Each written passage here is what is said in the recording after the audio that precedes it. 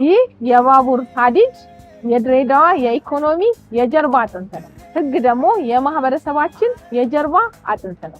ባቡሩ መስመር እንዳለው ሁሉ ፖሊስም ሆነ የህግ አስከባሪዎች እናንተን ሲይዙ መከተል ያለባቸው ጥብቅ መስመር ወይንም ስነ ስርዓት አለ። በህገ መንግስታችን አንቀጽ 19 ስር የተያዙ ሰዎች መብት በዝርዝር ተቀምጧል።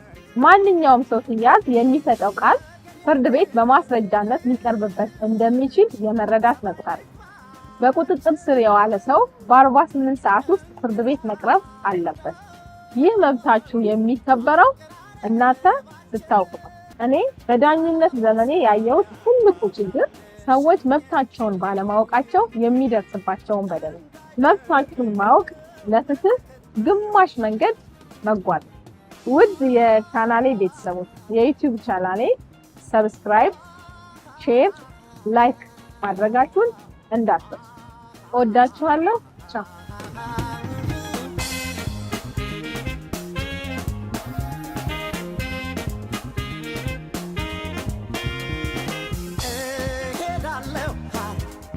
ተሳፍሬ